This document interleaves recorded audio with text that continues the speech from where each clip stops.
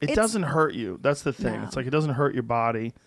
But I do know people that have gotten addicted to weed, you know. Yeah, and I that's something to be mindful of for sure.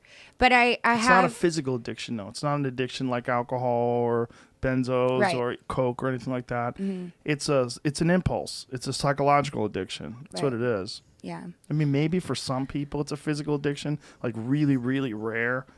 But for most people, there's nothing happens when you get off it. There's no withdrawals. Yeah. Yeah. I think that it's something to be like mindful of, just like. All right, guys, in today's video, I'm going to be talking about weed as a physical addiction, reacting to Joe Rogan's commentary on it in his podcast.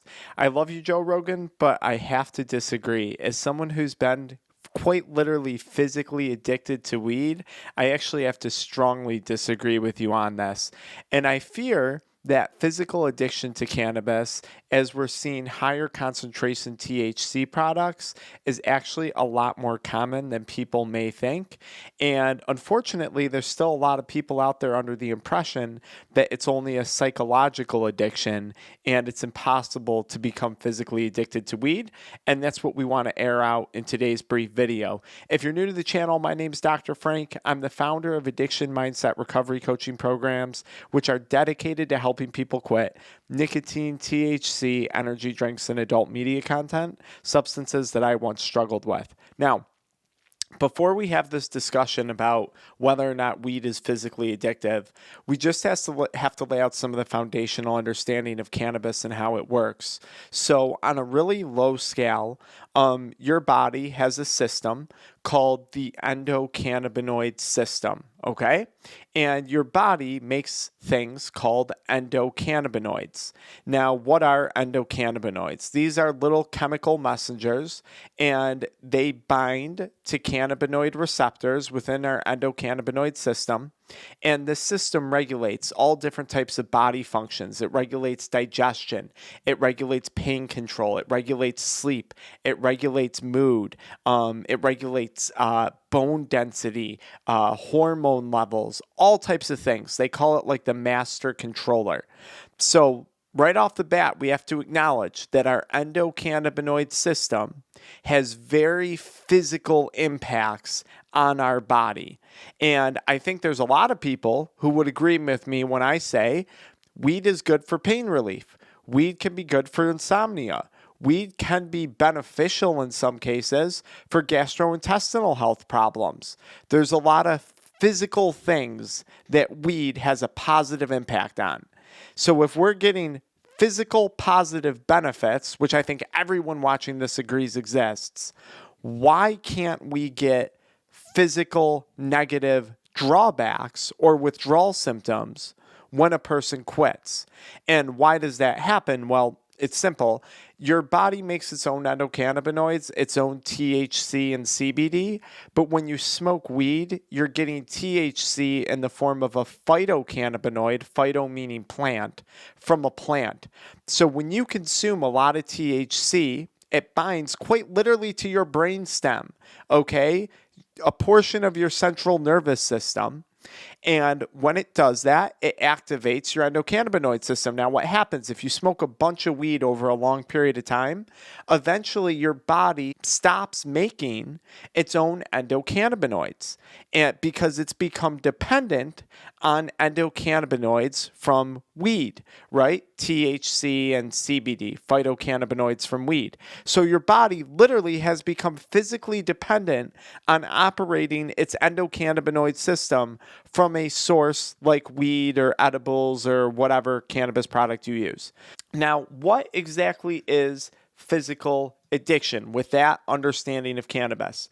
According to Sunrise House Treatment Centers and Medical News Today, people who take in drugs and who try to quit doing so may face another problem.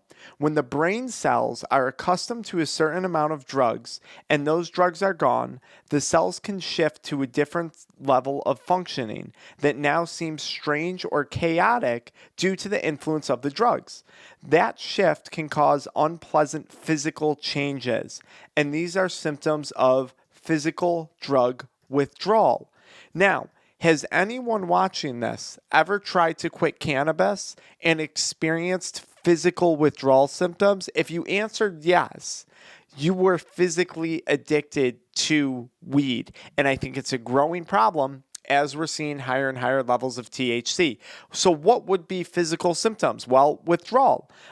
This would be cravings, constipation, diarrhea, trembling, seizures, sweating, uncharacteristic behavior, including maybe violence, anger, and increased irritability.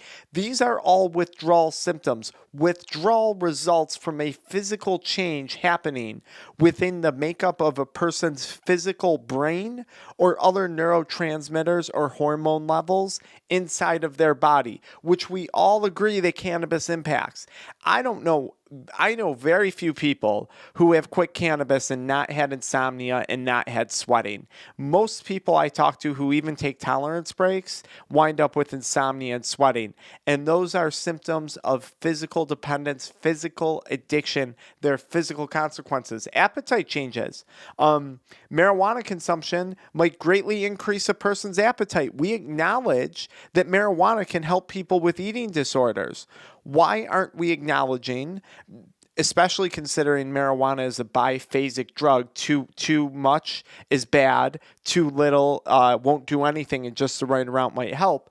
We acknowledge that helps people with anorexia in cases of eating disorders. Why can't we acknowledge a syndrome like Cannabinoid Hyperemesis Syndrome, which in my opinion is almost more like an autoimmune disease created by cannabis, where all your body systems go totally out of whack, something that I was unfortunate enough to suffer through the first stages of. Why aren't we acknowledging that? It obviously impacts appetite. That's a physical change. There was a physiological change occurring within the body, ghrelin levels and other hormones that stimulate appetite being impacted by the changes occurring within the endocannabinoid system. Danger or disease, right? There's tar in cannabis smoke, okay? There's a lot of it in cannabis smoke. Could that potentially cause things like physical changes to the lung tissue? Absolutely it could, especially if we're getting into vapes and stuff like that.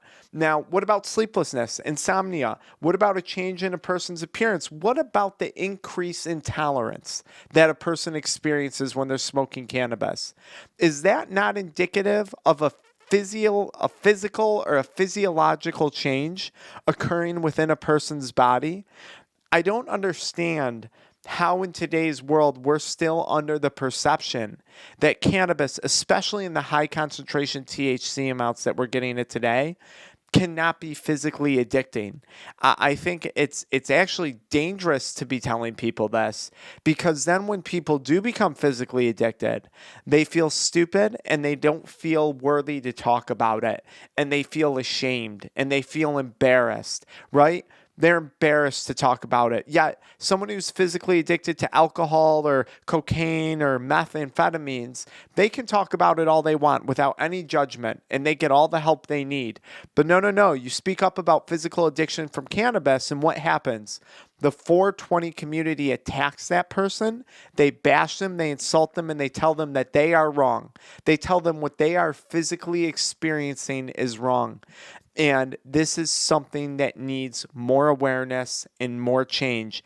How can we acknowledge all the physical benefits of cannabis without acknowledging all the physical potential drawbacks that some people may experience? And I don't blame Joe Rogan. He's just having a conversation, right? The guy is, he's a podcaster. He's just having a conversation about things. He never said he was an expert on the topic or anything. He's talking about his experience with cannabis versus Demi's experience with cannabis. And she uses it in a form of sobriety, California sober, which I 1,000% support. I think it's great. But I just wanted to shed some light on this topic because there's a lot of confusion surrounding it. All right, guys, let me know in the comments below. Have you guys experienced any of those physical withdrawal symptoms from cannabis? I would love to hear your experience and not discredit it by acknowledging, yeah, it's a real thing. It's what happens. And I'd love to know what you guys went through. I'll see you in the comments below.